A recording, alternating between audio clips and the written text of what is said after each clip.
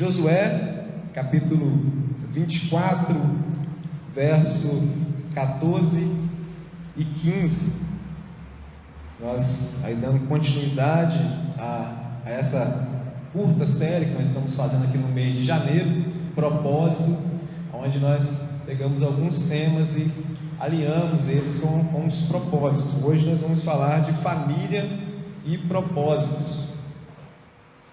Então, livro de Josué, capítulo 24, verso 14 e 15, diz assim: Agora, pois, temei ao Senhor e servi-o com integridade e com fidelidade.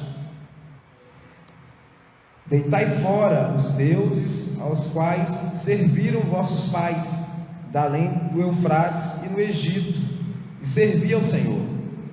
Porém, se vos parece mal servir ao Senhor, escolhei hoje a quem sirvais, se aos deuses a quem serviram vossos pais, que estavam da além do Eufrates, ou aos deuses dos amorreus, em cuja terra habitais. Eu e a minha casa serviremos ao Senhor. Senhor Deus, mais uma vez, tua presença, glorificamos o teu nome, te exaltamos, clamamos pela iluminação do Espírito Santo, para que possamos falar a tua palavra, que possamos entender, receber a tua palavra, para que possamos ser conformados à tua vontade boa, perfeita e agradável. Te peço assim, em nome de Jesus. Amém e amém. Esse texto de Josué, que agora as palavras finais aqui de Josué, já avançado em idade, Josué aqui está renovando a aliança com o Senhor. Josué firmando aqui essa renovação de uma aliança que foi feita lá pela liderança de Moisés, onde Deus chamou o povo para ser seu povo e se apresentou como um Deus exclusivo para aquele povo. E esse povo flertava o tempo todo com a idolatria. Esse povo o tempo todo estava fazendo ídolos para si, e o Senhor chamando-os para voltar à fidelidade da aliança. Aqui o povo já entrou na terra prometida, mas ainda não tinha exterminado todos os inimigos, e Deus aqui renovava a sua aliança, mas deixando um alerta: se voltarem para a idolatria, vocês vão ser vencidos pelos inimigos ainda que restam aqui nessa terra. Mas se vocês fielmente se devotarem a mim, se entregarem a mim na aliança, serão vencedores. E aqui Josué chama esse povo para renovar essa aliança com o Senhor, e ele faz isso partindo da família dele, chamando, dizendo: olha, eu e a minha casa, eu e a minha família, nós renovaremos esta aliança com o Senhor. Família e propósitos. Nós recebemos aí um cardzinho, um cronograma de leitura da Bíblia anual aí na virada de ano, e lá havia uns propósitos específicos, saindo ali daquela secularidade, daqueles pedidos de praxe, que são pedidos justos, que são propósitos justos, mas que não são a prioridade, como uma dieta, como adquirir bens, como passar naquele curso ou naquele outro, coisas totalmente justas, mas que não devem ser a prioridade, o propósito primeiro da nossa vida. E lá tem sugestões de como nós projetarmos o nosso ano novo, projetarmos a nossa vida. Nós aqui percebemos na palavra de Josué, ele marcando território, firmando um propósito com Deus, de ele e a casa dele servir ao Senhor. E nós percebemos a expressão aqui da família. Nós percebemos aqui essa expressão da família que hoje é tão atacada, mas que foi a primeira instituição criada por Deus, antes ainda da sociedade, antes aí da igreja. A primeira instituição criada por Deus foi justamente a família. E a família, a partir da família, são criadas todas as outras sociedades, são criadas cidades, são criadas as igrejas, são criadas as outras instituições. A família é aí essa primeira instituição, por isso é tão importante. E a família é criada pelo próprio Deus. Se nós formos lá em Gênesis capítulo 2, no verso 24, nós vemos ali os parâmetros de família, nós vemos ali os elementos principais que tem que conter numa família.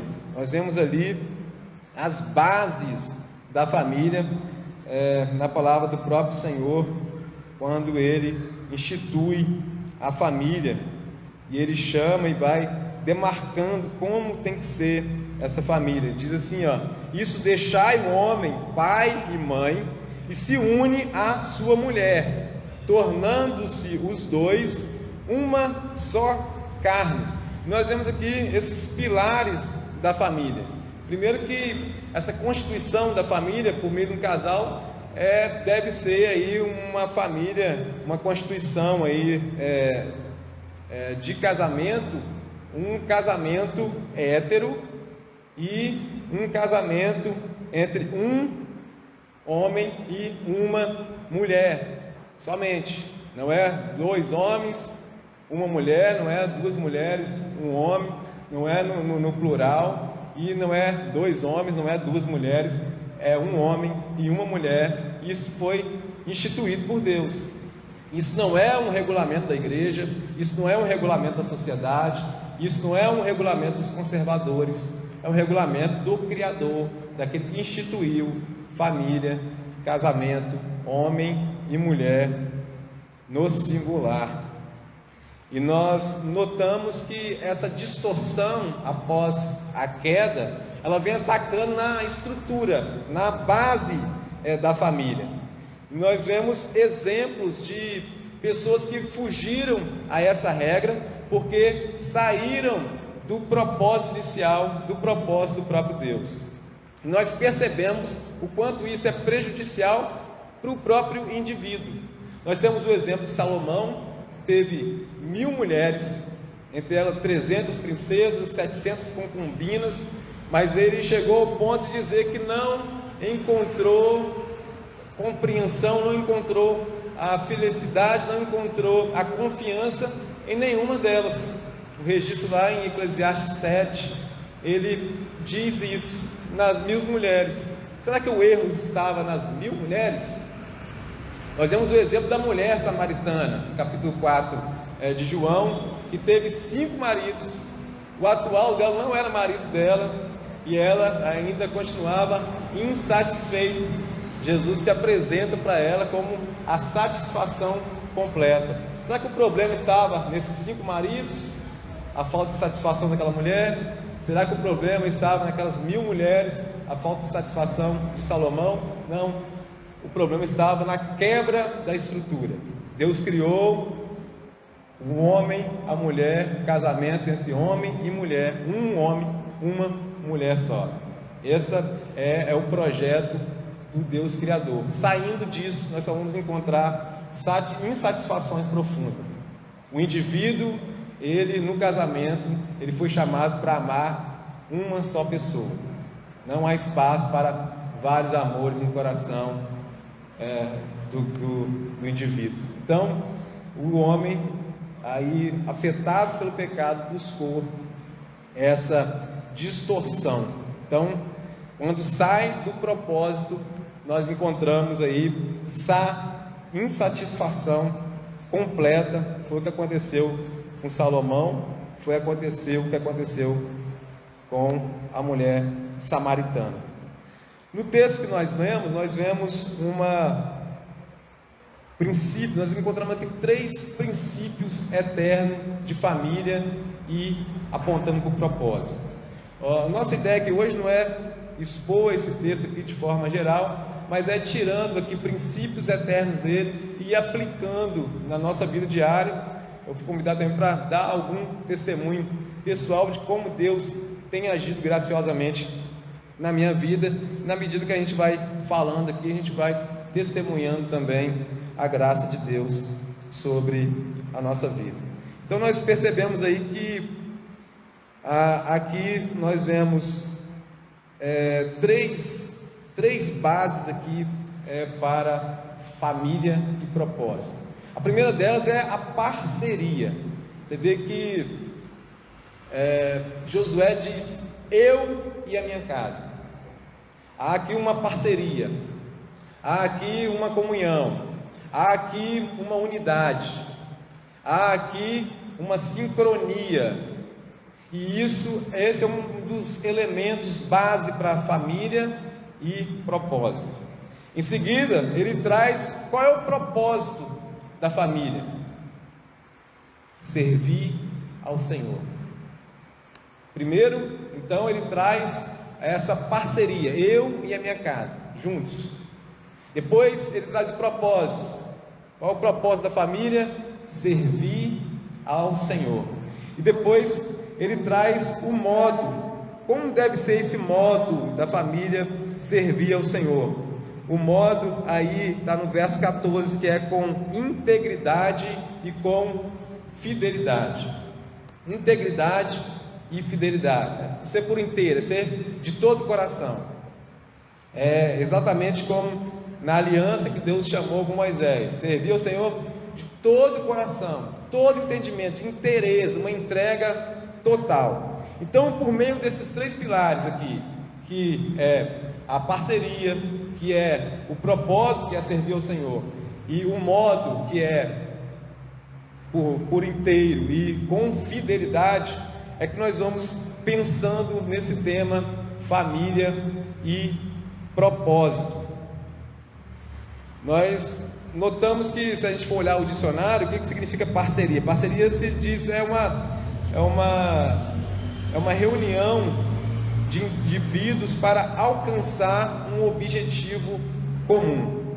Então, uma família com um propósito, ela mantém essa parceria, e os objetivos, os propósitos, os sonhos, os planos, eles devem ser feitos em comum. Não há espaço para individualidade na família, não há espaço para o egoísmo, há espaço para uma sincronia, para pensar junto, para sonhar junto, e não perdendo de vista o propósito, o alvo, que é servir ao Senhor, que é adorar o Senhor acima de todas as coisas, que é para a glória e louvor do Senhor. Então, a família, ela tem uma bússola, ela tem um alvo, ela tem um foco definido, que é a adoração plena ao Senhor, a entrega total ao Senhor, e a partir disso que são formados os propósitos, a partir disso que os sonhos, eles são sonhados. Ainda em Gênesis 2:24, o Senhor disse assim: tornem um só corpo. Ou seja, é exatamente essa parceria, essa comunhão. Em 1 Coríntios 12, verso 26, Paulo diz assim: para que não haja divisão no corpo, pelo contrário, cooperem os membros com igual cuidado, em favor uns dos outros, de maneira que, se um membro sofre, todos sofrem com ele. Se um é honrado, com ele todos se regozijem. Paulo aqui escrevendo para a igreja de Coríntios, uma igreja ali que é representada por famílias. Deus, quando instituiu a família, também trouxe essa analogia de corpo. E aqui, essa mensagem de Paulo para a igreja de Coríntios serve também para uma família de propósito, para uma família em propósito, que é exatamente esta parceria de sofrer junto e de celebrar as vitórias juntos. Lá em casa, a gente tem um costume, Samira deve estar cansada de ouvir, hoje a minha esposa Shirley não pôde vir, está se recuperando de um resfriado, mas sempre quando há algum tipo de conflito lá em casa, eu sempre trago a memória, a minha memória e a memória dos membros da minha família, de que nós estamos do mesmo lado, que nós jogamos no mesmo time, e que não vale a pena cultivar o troféu da razão. Sabe qual é o troféu da razão? É quando você luta com unhas e dentes para mostrar que você está certo e que o outro está errado, e faz isso só para ostentar o troféu da razão, só para dizer: olha como que eu me sinto bem, tendo a razão, e sem se preocupar com a derrota da razão do outro. Então nós lá sempre estamos nos rememorando, olha, nós jogamos no mesmo time. O troféu da razão, ele até é invisível, não presta nem para pegar poeira na estante. Então a gente relembrar isso, nós estamos remando para a mesma direção, estamos jogando no mesmo time, isso nos traz de volta aí para o prumo. Então na família não há espaço aí para projetos egoístas. Tiago, no capítulo 4, verso 3, ele diz assim, ó, pedis e não recebeis, porque pedis mal, para esbanjardes em vossos prazeres. Pedi e não recebeis, porque pedis mal, para esbanjar em vossos próprios prazeres. Quantas frustrações há nas famílias por causa de pedidos tolos, pedidos maus, pedidos egoístas para esbanjar no próprio prazer. Então o padrão de Deus para a nossa vida é exatamente fugir desse egoísmo e buscar essa unidade da família, é buscar essa parceria entre os membros da família. Eu tive a oportunidade de tomar algumas decisões na minha casa em conjunto com a minha família, e muitas delas nós fomos muito bem-aventurados pela graça de Deus, exatamente por se dispor a esses princípios, ao princípio do alvo, do foco, e também por causa dessa parceria. O livro de Provérbios diz, né, que na multidão de conselhos há sabedoria. Então nós temos esse comportamento, esse padrão de tomar as decisões juntos. Uma das decisões que nós tomamos foi quando eu troquei de emprego, isso há uns 10 anos atrás. Eu trabalhava em sociedade com meu irmão, numa microempresa de fast food, só que a gente trabalhava toda noite. Então eu ficava ali impedido de participar, ser frequente nos cultos, e também eu não tinha muito tempo para estar com a família, por conta exatamente do preparo que tinha que se fazer antes. Então era quase o dia todo ali trabalhando. Uma obra justa, trabalho, criação de Deus, nós temos esse mandamento de trabalhar, porém eu acredito que o excesso desse trabalho, o foco, a ocupação total, eu estava negligenciando outros chamados que eu era para fazer, inclusive aquele que Pedro diz lá na sua primeira carta, capítulo 3, verso 7, que ele diz assim, para nós vivermos a vida comum do lar. O homem, ele não é só chamado para ser o provedor da casa, mas também viver a vida comum do lar, a participação ali, tanto dos afazeres domésticos, mas a participação ali na vida escolar das crianças, na educação, o acompanhamento com a esposa. Então, essa participação na vida comum do lar, ela também é um chamado e é um princípio de Deus para a nossa vida. Então, como eu estava atendendo um princípio que é do trabalho, e ocupando todo o meu espaço de tempo nesse princípio, isso estava me gerando a negligência nesse outro princípio, que é viver a vida comum do lar. Nós tínhamos uma independência financeira nessa época, né? Estávamos recebendo até razoavelmente bem, mas isso estava incomodando, essa negligência. Nós reunimos em família, sentei com a minha esposa, passei o incômodo qual era, e nós nos colocamos em oração, esse propósito, que eu queria viver mais essa vida comum do lar, e eu queria também estar mais presente na vida da igreja, servindo ao Senhor, e eu acreditava, e nós colocamos isso em oração. E aí em seguida Deus responde rápido. Quando nós oramos por um propósito saudável, Deus ele responde conforme a vontade dele. E aí surgiu uma proposta, né, para um outro ramo, para a gente migrar para um outro ramo, mas aí veio a dificuldade financeira, né, que a proposta era uma redução de quase 50% na nossa renda. E aí vem aquele lema da responsabilidade, né? Nós temos como chefe de família, como mantenedores, mas houve aí essa parceria no diálogo com a família e nessa submissão à vontade de Deus. Colocamos diante de Deus em oração, pontuamos aí os pontos negativos, os pontos positivos, e Deus, Ele moveu o nosso coração em direção a essa troca. Nós fizemos essa troca, iniciamos aí o ano quase que um déficit aí de 50%, mas para a glória de Deus, no final do ano nós já tínhamos recuperado e tínhamos dobrado ali aquele recurso. Deus nos abençoou muito, e nós então tivemos tempo, né, de sobra ali para estar na vida comum do lar e também servindo a igreja.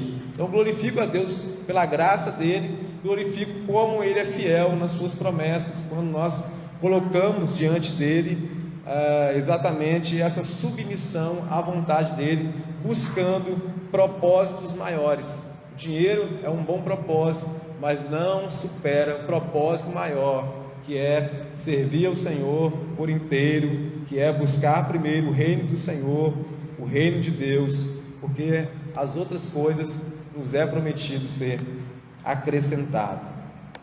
Então, essa foi a primeira experiência que nós tivemos, assim, em parceria, em uma decisão mais séria que trouxe impacto para a vida da nossa família, mas também tivemos essa oportunidade de experimentar a boa e perfeita vontade do Senhor. Então, os sonhos, todos os nossos sonhos em família, eles têm que ter essa direção. Nós devemos consultar o Senhor e se perguntar: esse sonho, ao ser realizado, ele vai glorificar ao Senhor? Nós vemos que muitas vezes as nossas decisões em família, elas são muito pelo que a gente vê, elas são muito baseadas na nossa própria lógica, elas são muito baseadas no nosso próprio pré-conhecimento, ou pelo menos o pré-conhecimento que nós consideramos ter. Se nós voltarmos para a Bíblia, nós vamos ver a vida de Ló. Lembra Ló, quando houve a separação com Abraão? Abraão falou: olha, se você for para a direita eu vou para a esquerda, se você for para a esquerda eu vou para a direita, então decide para onde você quer ir. Quando Ló levanta os olhos e vê aquelas campinas verdejantes ali, ele escolhe pelos olhos, ele escolheu pelo que ele estava vendo, sem pensar em consultar a Deus para tomar uma decisão tão séria, que trouxe impactos tão sérios para a família dele. Ele não trouxe essa conversa com a família, ele não se submeteu à vontade de Deus, ele não consultou a vontade de Deus, e pelos olhos escolheu ali aquelas campinas verdejantes. Nós sabemos a história, o que deu, o impacto que trouxe na vida da família ali de Ló. E conforme Provérbios 14:12 diz que há caminhos que ao homem parece direito, mas o fim deles são os caminhos da morte. Houve morte na família de Ló. A sua esposa morreu ali no regresso da cidade de Sodoma e Gomorra.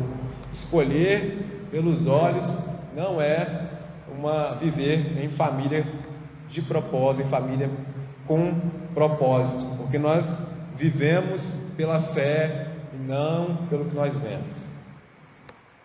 Esse é um dos exemplos que nós vemos, que devemos nos submeter a essa vontade de Deus, devemos viver pela fé. Uma família deve sonhar juntos, mas os sonhos devem estar alinhados ao propósito de Deus. 1 Coríntios 10:31 diz assim: portanto, quer comais, quer bebais, ou façais outra qualquer coisa, fazei tudo para a glória de Deus. Os sonhos, eles podem ser os mais justos, mas devem estar alinhados à vontade de Deus. Eu me lembro Ana, lá no primeiro e segundo capítulo de 1 Samuel, quando o sonho dela era ter um filho. Um sonho muito justo, por sinal, ter um filho. Isso é plano de Deus para a continuidade das gerações. Ana ali, ela era casada com Eucana, que tinha ali um casamento também com Penina, né, dando lugar ali a essa dureza do coração do homem. E Penina tinha vários filhos, e naquela sociedade a mulher valorizada era a que tinha muitos filhos.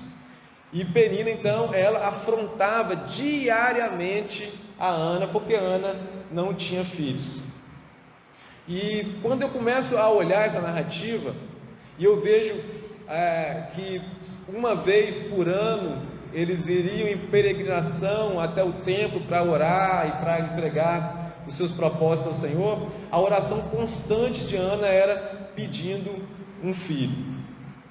Mas chama a atenção que só depois de um período que a narrativa traz que ela mudou o propósito, ela apontou qual era o propósito para ter filho.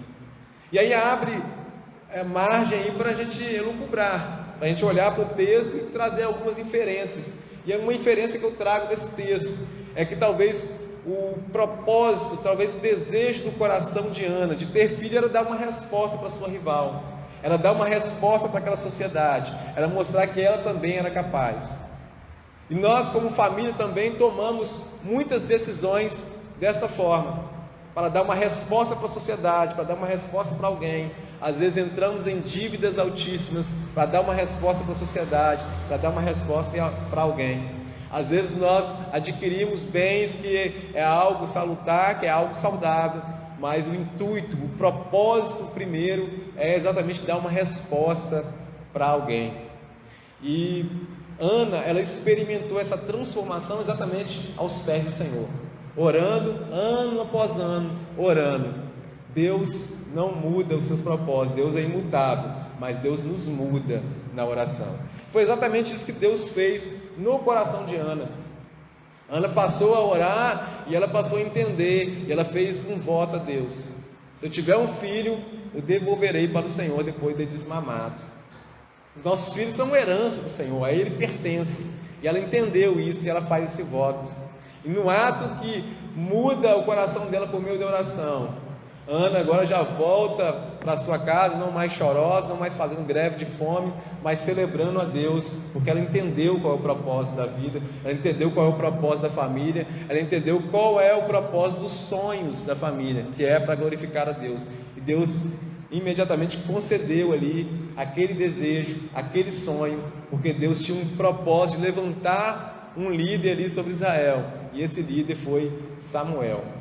Então Deus fez isso, Deus honrou Ana, depois deu mais 5 filhos a ela, porque ela entendeu esse propósito. Nós devemos entender também e sonhar junto aí com essa vontade maior, com esse propósito, com esse alvo, e se perguntar: esse sonho meu ao ser realizado glorificará a Deus?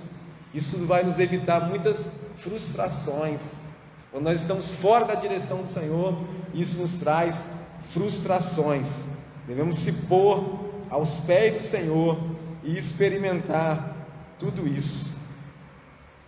Provérbios 16:3 diz: confia ao Senhor as tuas obras e os teus desígnios serão estabelecidos. É exatamente isso. Uma outra decisão que nós tomamos, isso há 5 anos atrás, foi exatamente vir para o seminário e agora atender aí essa vocação que o Senhor me fez internamente há muitos anos atrás, onde eu lutei aí com unhas e dentes para não aceitar esse chamado interno que eu recebi há muito tempo atrás. E quando as evidências externas foram aparecendo, a igreja foi reconhecendo esse chamado, as coisas foram acontecendo. Foi a hora de sentar com a família e dizer: olha, agora o chamado está aí irresistível, Deus está chamando e eu vou para o seminário. Essa conversa aí eu recebi um não tão grande da Shirley e a família toda, as crianças também, muito apegado à nossa família lá. Então houve uma negativa e eu não forcei isso. Eu entendi que é na oração que Deus muda até mesmo as motivações do nosso coração. É na oração que Deus tinha mudado a minha motivação, que Deus tinha exatamente falando: "Ó, agora é a hora, agora você vai", e eu entendi que era a hora de vir aqui. Você pode estar ouvindo eu contando esse testemunho e a vocação para o chamado ministerial que Deus tem na minha vida, e você deve estar perguntando o que isso tem a ver com a minha vida, esse chamado. Será que ele é muito mais sublime do que o meu? Esse chamado não é mais espiritual do que o seu chamado, do que a sua própria vocação. Deus tem um chamado específico para cada um, e isso não faz um chamado superior ao outro, desde que seja chamado e vocacionado por Deus. Então você também tem a sua vocação. A vocação que eu estou falando aqui não é superior, a de vocês é diferente, é uma outra função. E à medida que eu vou falando, você vai poder ir imaginando também a sua vocação, como que você tem lidado com ela, como que você tem atendido ao chamado do Senhor. Então, quando eu passei essa informação para a família, houve essa negativa, e Deus tocou no meu coração de não ir para o confronto, não forçar, mas colocar em oração, porque a passagem que vinha ao meu coração é exatamente essa passagem aqui de Ana, ela se colocando em oração e Deus mudando a própria motivação do coração dela. E eu não toquei mais no assunto, comecei a orar. A única coisa que eu pedi para minha esposa, para meus filhos, era colocar isso diante do Senhor também em oração. E todos os dias nós colocávamos de oração e não tocava no assunto mais. E Deus, de forma maravilhosa, foi mudando, foi movendo, foi mudando as motivações do coração. Na medida que o chamado era evidenciado pela igreja, Deus ia mudando o coração da minha família, e eles iriam sentindo esse chamado também, que era para a vida deles também.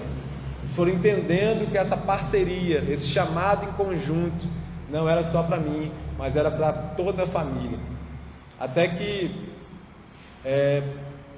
Deus, Ele coloca isso no coração da minha esposa, coloca isso no coração dos meus filhos, e ela me chama, depois de uma experiência externa que ela teve, ela me chama e fala: nós vamos então para o seminário, vamos colocar isso para o conselho, e o melhor lugar para se estar é no centro da vontade de Deus.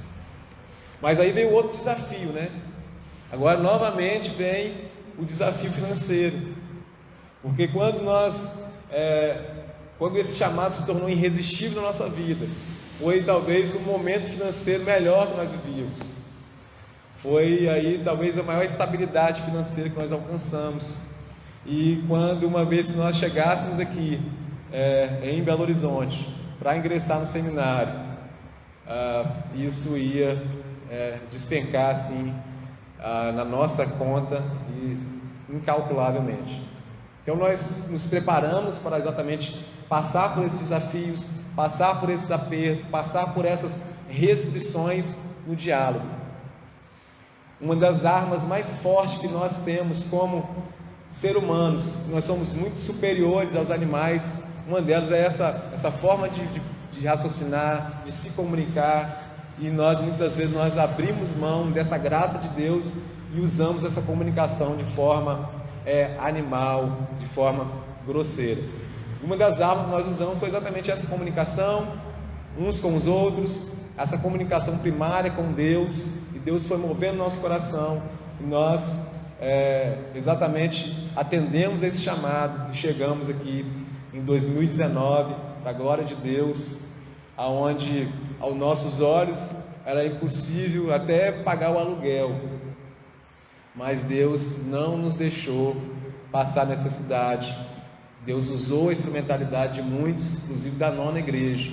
Nós estamos aqui hoje, esse ano será o 4º ano já no seminário, e nós louvamos ao Senhor todos os dias por entender que o melhor lugar para se estar é no centro da vontade de Deus, que não há motivação maior para mudarmos, que não há motivação maior para tomarmos decisões, que não há motivações maiores para sonhar, que não seja cumprir o propósito, que é servir ao Senhor, que é adorar a Ele, que é bendizer o nome dEle, que é propagar essa graça maravilhosa e abençoadora que Ele tem feito na nossa vida.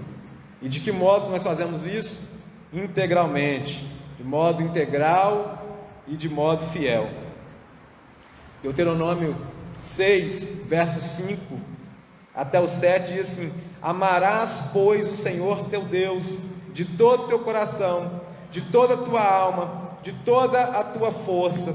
Essas palavras que hoje te ordeno estarão no teu coração, e tu as inculcarás a teus filhos, e delas falarás, assentado em tua casa, e andando pelo caminho, e ao deitar-te, e ao levantar-te.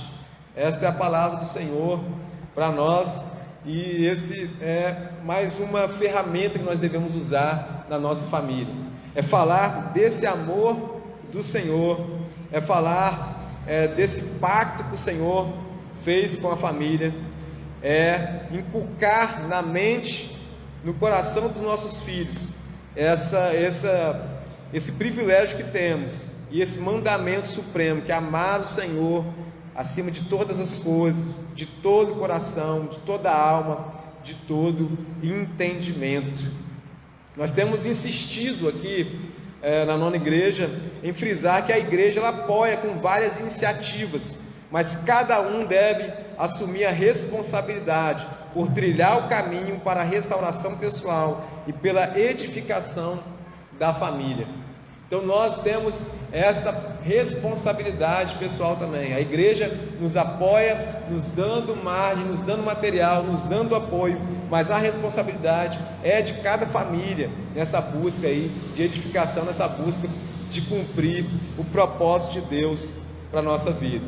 Eu não sei qual foi os quadradinhos que você marcou aqui com os propósitos especiais para 2022, que inclui a sua família, que inclui o bem comum aí da sua família.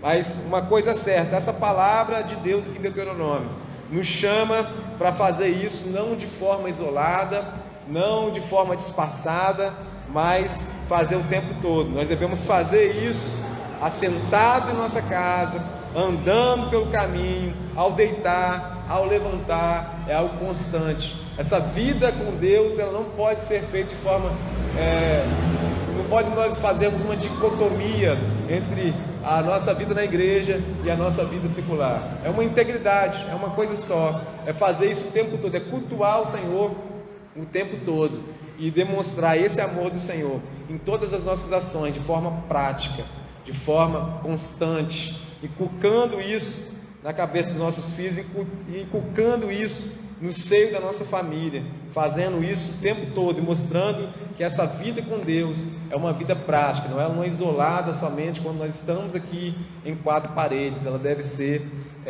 de forma constante e todo o tempo.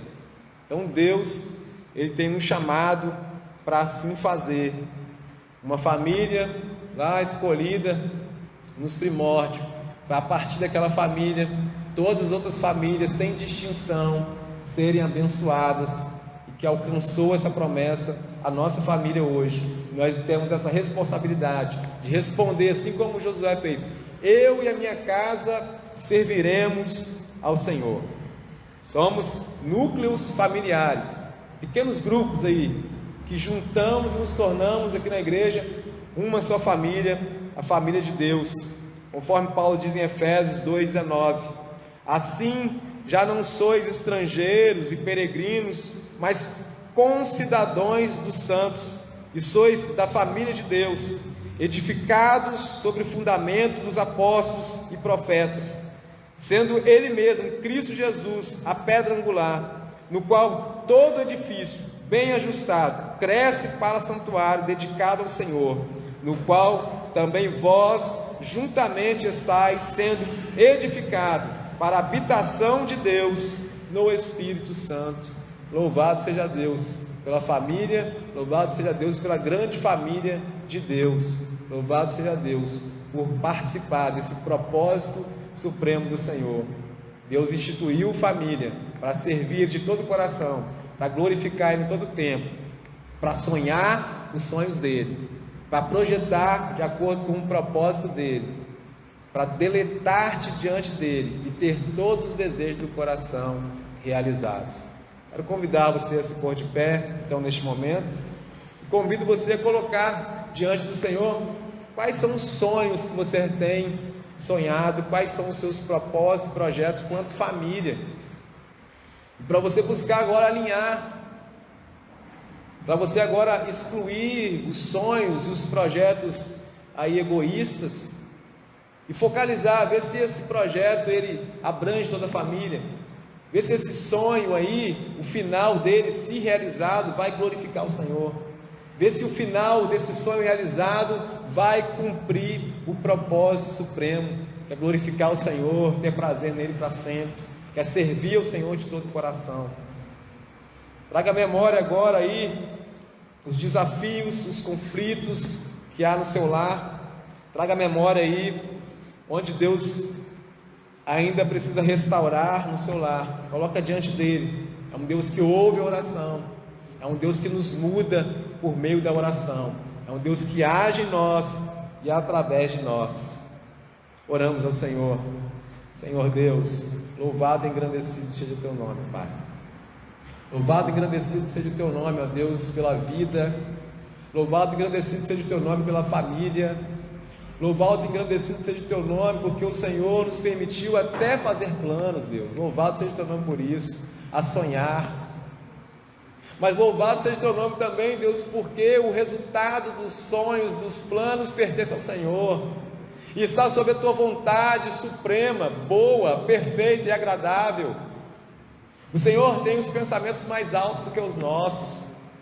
Ó Pai, então em nome de Jesus, ó Pai, alinha, ó Deus, os nossos propósitos, alinha, Deus, os nossos sonhos, mova o nosso coração em direção à tua vontade suprema, Pai.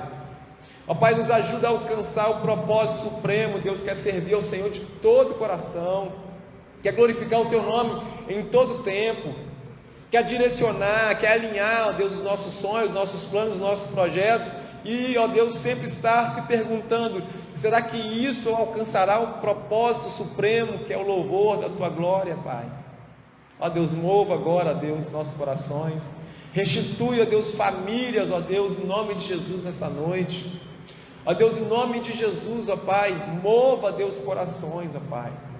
Em nome de Jesus, ó Deus, nos dê, ó Pai, este privilégio de exclamar: eu e a minha casa serviremos ao Senhor, em parceria, em amor, em dedicação, em fidelidade, ó Deus, em propósito, para a glória do teu nome, ó Deus. Ó Pai, em nome de Jesus, ó Pai, entregamos, ó Deus, todo o nosso ser a Ti, ó Deus. Receba, ó Deus, nossa vida, mova, ó Deus, nosso coração, nos conforme a Tua palavra, nos conforme a Tua vontade, para louvor da Tua glória. Te peço assim, ó Deus, em nome de Jesus, ó Pai. E se há famílias, ó Deus, aqui, ó Deus, no nosso meio, ó Pai, que estão sendo aí, ó Pai, atacadas e desmanchadas, que o Senhor, ó Deus, não desista, ó Pai, dessas famílias, que o Senhor possa restituir famílias, em nome de Jesus, ó Pai, eu te peço, em nome de Jesus, amém e amém. Meus irmãos, Deus abençoe aí o restante da semana, e nós possamos aí caminhar rumo a esse alvo, a esse propósito de servir ao Senhor acima de todas as coisas e a celebrar o nome dele. Bom e paz, que Deus abençoe a todos.